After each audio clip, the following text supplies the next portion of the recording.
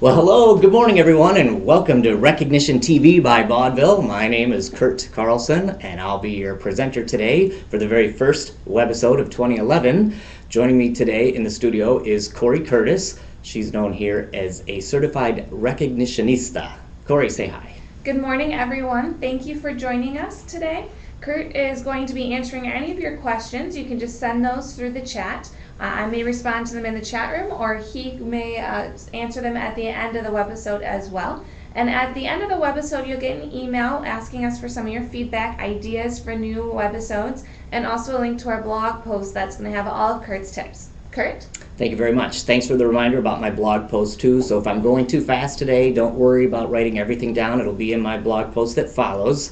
So I'm known here at Vaudeville as the director of Positive Mojo, and I was particularly impassioned about today's topic, which is how do you get management buy-in for a recognition program that you're trying to start? Usually it's one of the most frustrating things for people like yourself who are recognition advocates to try to get senior leadership to buy in.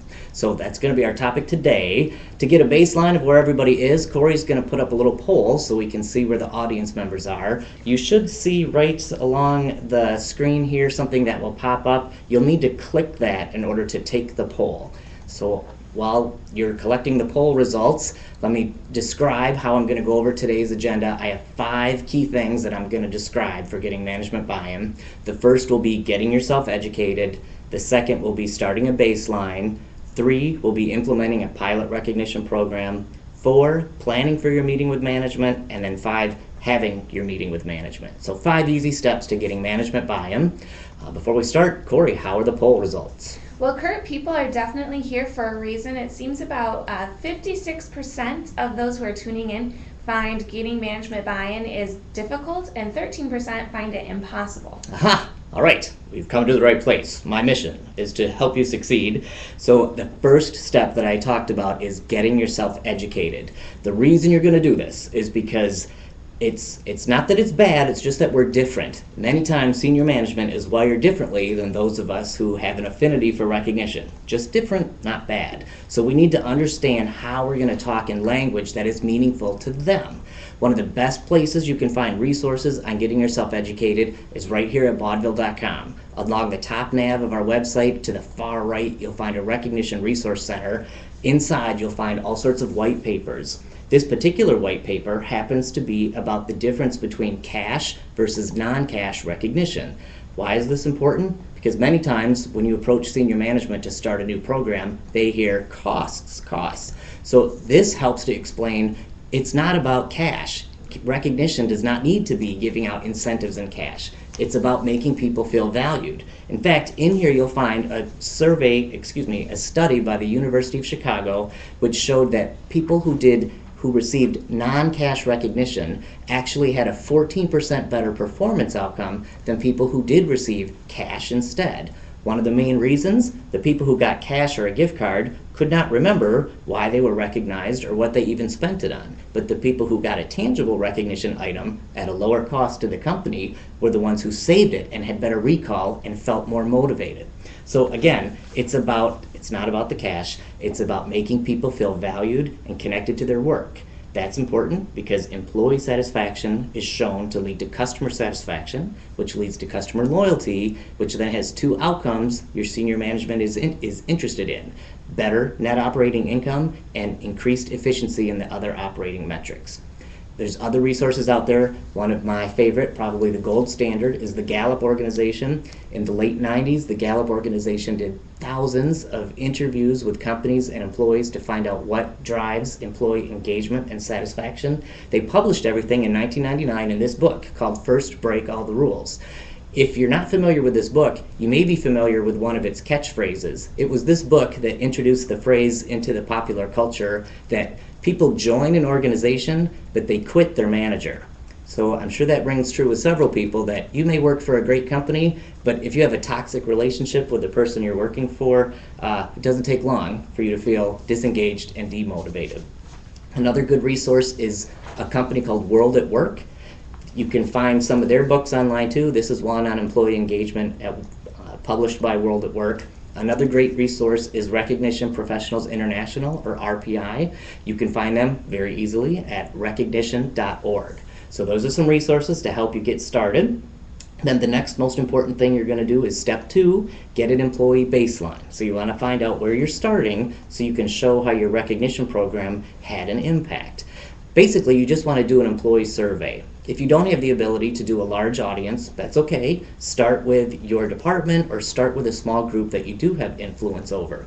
And don't get stressed out about creating a survey. There's all sorts of ones you can find online. One of my favorite things is to use some of the internet tools for doing surveys, such as surveymonkey.com. Many of them have a free trial, and they have existing templates where you can find an employee satisfaction and engagement survey already designed.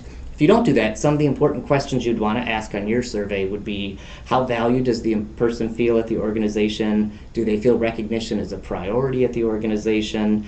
And a great one that comes from Gallup, in the last 7 days, have you received recognition or praise for doing good work? So the percentage of people who answer agree or agree strongly is a great indicator, especially if there's a big gap between those answering disagree or strongly disagree.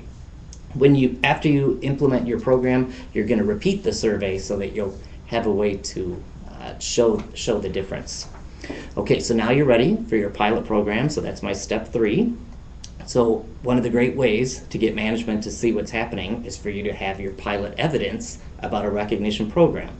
This does not mean costs. Again, there's plenty of low-cost tools and free tools out there too. So a free tool that you could start with, also available on baudeville.com, is our free ePraise. You can find that along the top nav as well. ePraise is basically an electronic card. It comes in a variety of our different themes. It's a very easy way for you to send notes of recognition to people within the organization. Of course, if you know me and if you know Baudeville, you know that we strongly recommend something more tangible. The impact of receiving a handwritten note as part of a recognition transaction cannot be topped. So why that's important is because people who get a handwritten note save them. They post them up in their cubicles. That's the kind of thing you want to have start happening because it makes the recognition program visible to others, especially senior management. I don't think I've ever seen anyone print off a recognition email that they got from somebody and hang it on the wall, but give somebody a card and they'll put it up. So it has an impact. For example, I still have, it's a little dog-eared, but this is the very first handwritten note that I got from my boss here at Baudeville, David Pizzato, our CFO. I'm sure you have similar examples, or if you look around your office, people who receive tangible recognition save and display it because it makes them feel proud and engaged to the organization. So since I love cards, one of my favorite products at Baudeville is our Pocket Praise. They're less than 50 cents each. They come with their own envelope. It's a great way to pick something with a theme. You can write a very short note, put it in the envelope, and it fits perfectly in the employee's keyboard. I love the look on employees' faces when they come back to their desk after a quick break and find that they've received a card sitting there to recognize them for some performance behavior. One thing to keep in mind, since you're doing a pilot program, you'd like to track the recognition transactions that you're doing. That could mean just starting a spreadsheet where you keep track of, this is the person I recognize, date and time, and this is why. My favorite trick, after I handwrite a note to somebody, I send an email to myself. And in the subject line, I start with the person's name and then a quick description of what I was recognizing them for. I save them all in a separate folder in Outlook. It makes it so much easy to go back in time. You can filter and sort by the person's name, or if you just want to see all of them, and there you have it. Date, time, person, and why they were recognized. Makes a great way to display the people who are participating in the program and who are not.